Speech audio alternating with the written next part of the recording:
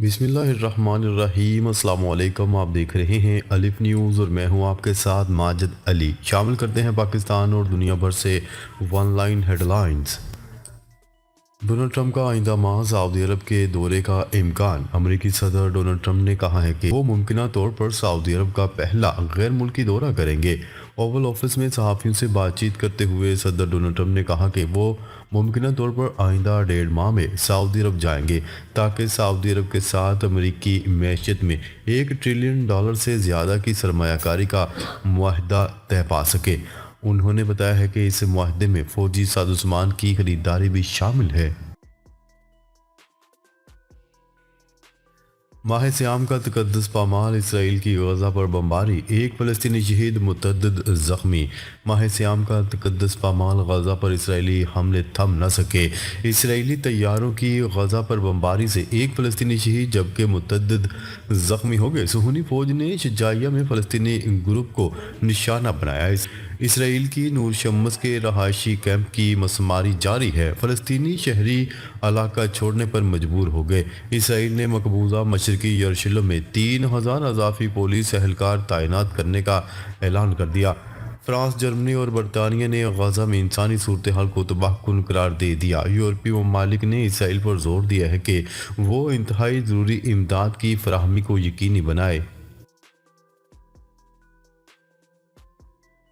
ایران نئے تباہ کن ہتھیار منظر عام پر لے آیا۔ خطے میں کشیدگی اور امریکہ سے خراب تعلقات کے دوران ایران نے نئے مہلک ہتھیاروں کی نمائش کر دی۔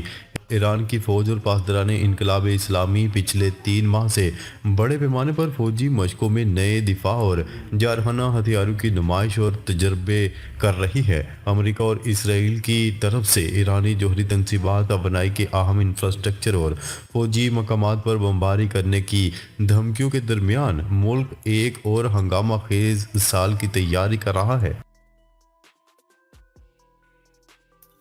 غزہ جنگ بندی پر امریکہ نے اسرائیل کو 2 ٹوک پیغام دے دیا۔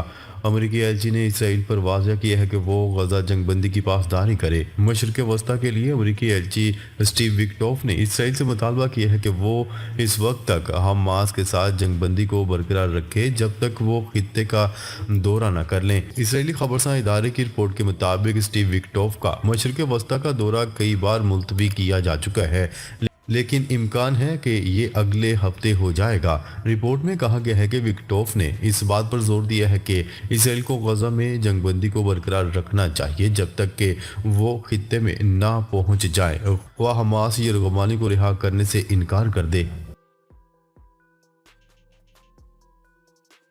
اسرائیلی جارحیت یرغمالیوں کی ہلاکت کا باعث بن سکتی ہے۔ حماس کے مسلح ونگ القسام بریگیڈ کے ترجمان ابو عبیدہ نے کہا ہے کہ فلسطینیوں کے خلاف کسی بھی اسرائیلی فوجی کارروائی ممکنہ طور پر کچھ اسیران کی ہلاکت کا باعث بنے گا۔ اپنے پیغام میں ابو عبیدہ نے اسرائیل پر جنگ بندی کی شرائط کی خلاف ورزی اور نیتن یاہو پر اپنے مفادات کو قیدیوں کی جانوں پر ترجیح رکھنے کا الزام لگایا۔ انہوں نے کہا کہ اسرائیل کی مزید جنگ اور ناکہ بندی کی دھمکیاں باقی اسیران کی رہائی کو محفوظ نہیں بنائیں گی۔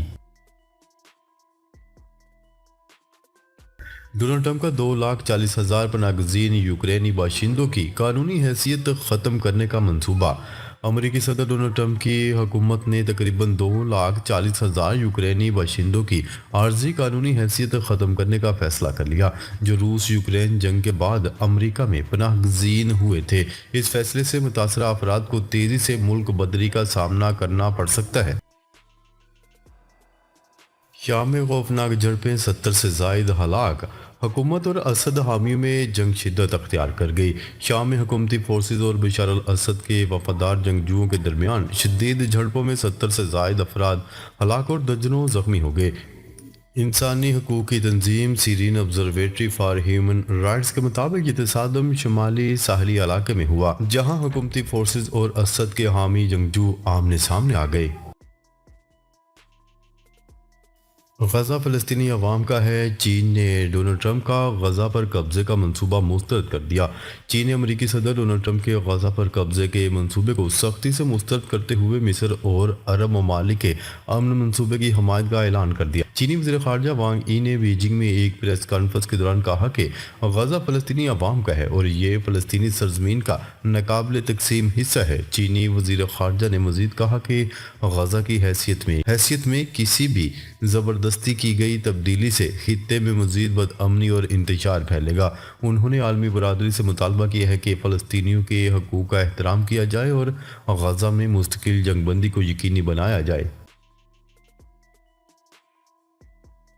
امریکی محکمہ خارجہ کا کئی ممالک میں اپنے سفارتی مشنز بند کرنے کا منصوبہ۔ امریکی محکمہ خارجہ نے کئی ممالک میں اپنے سفارتی مشنز بند کرنے کا منصوبہ تیار کر لیا، جس کے تحت موسم گرما تک متعدد ممالک میں قونصل خانے ختم کیے جائیں گے اور وہاں تعینات مقامی ملازمین کو فارغ کر دیا جائے گا۔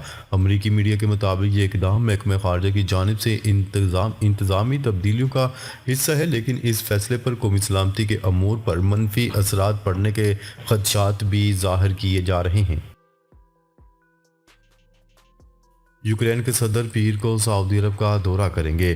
یوکرین کے صدر ولادیمیر زیلنسکی کا کہنا ہے کہ پیر کے روز سعودی عرب کا دورہ کریں گے، جہاں وہ سعودی ولی عہد شہزادہ محمد بن سلمان سے ملاقات کریں گے۔ میڈیا رپورٹس کے مطابق زیلنسکی نے یہ بات برسلز میں یورپی سربراہی اجلاس میں شرکت کے موقع پر بتائے۔ زیلنسکی نے واضح کیا ہے کہ یوکرین کا وفد سعودی دارالحکومت ریاض میں ہی رہے گا تاکہ امریکی شراکت داروں کے ساتھ کام کر سکے۔ زیلنسکی کے مطابق ان کا ملک امن کا خواہاں ہے۔ ایران کا دارالخلافہ تبدیل کرنے کا منصوبہ۔ ایران اپنا دارالخلافہ تبدیل کرنا چاہتا ہے اور تہران کی جگہ ملک کے جنوبی ساحلی علاقے میں منتقل کرنے کا ارادہ ظاہر کیا ہے۔ غیر ملکی خبرساں ادارے کی رپورٹ کے مطابق ایران نے اپنا دارالحکومت تہران سے تبدیل کر کے جنوبی ساحلی علاقے مکران منتقل کرنے کی منصوبے کا اعلان کر دیا۔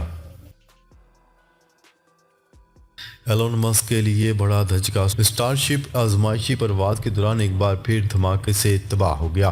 اسپیس ایکس کا انسانوں کو چاند اور مریخ لے جانے کے لیے تیار کیے جانے والا اسٹار شپ اسپیس کرافٹ رواں برس مسلسل دوسری بار آزمائشی پرواز کے دوران دھماکے سے تباہ ہو گیا۔ ٹیکساس سے لانچ ہونے کے چند منٹ بعد اسٹار شپ خلا میں دھماکے سے پھٹ گیا، جس کے بعد امریکی فیڈرل ایویشن اتھارٹی نے فلوریڈا کے کچھ حصوں میں فضائی ٹریفک روک دی۔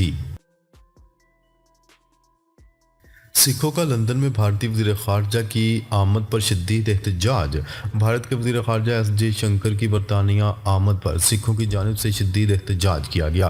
رپورٹس کے مطابق سکھ رہنماؤں نے بھارتی وزیر خارجہ جے شنکر کے سرکاری دورے پر لندن پہنچنے پر شدید احتجاج کرتے ہوئے انہیں آڑے ہاتھوں لے لیا۔ ایک سکھ رہنما جے شنکر کی گاڑی کی طرف بھاگا اور بھارتی پرچم پھاڑ کر مودی سرکار کے خلاف غصے کا اظہار کیا۔ دہشت گردی سے متاثرہ ممالک کی فہرست میں پاکستان دوسرے نمبر پر آ گیا۔ ملک بھر میں گزشتہ سال دہشت گرد حملوں میں ہلاکتوں کی تعداد 45% بڑھ گئی۔ انسٹی ٹیوٹ فار اکنامکس اینڈ پیس کی رپورٹ کے مطابق ملک بھر میں دہشت گردی کے دوران 1081 افراد جان سے گئے۔ پاکستان میں مسلسل 5 سال سے دہشت گردی کے باعث مواد میں اضافہ ریکارڈ ہوا۔ فضائی آلودگی آلودہ ترین شہروں میں لاہور پھر پہلے نمبر پر آ گیا۔ فضائی آلودگی کے اعتبار سے آلودہ ترین شہروں کی فہرست میں لاہور پھر پہلے نمبر پر آ گیا۔ شہر میں مجموعی ایئر کوالٹی انڈیکس 259 ریکارڈ کیا گیا۔ سعودی عرب کے مختلف علاقوں میں پیر تک بارشوں کی پیش گوئی۔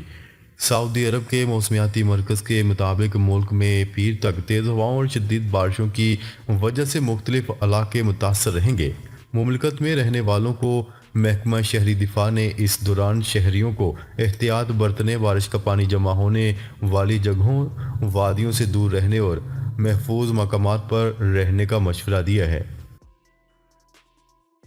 عمران خان سے وکلاء اور پارٹی رہنماؤں کی ملاقات نہ کروانے کا معاملہ پھر عدالت پہنچ گیا۔ اپوزیشن لیڈر عمر ایوب نے پی ٹی آئی رہنما شعیب شہین ایڈوکیٹ اور دیگر وکلاء کے ذریعے ملاقاتیں نہ کروانے پر توہین عدالت کی درخواست دائر کر دی۔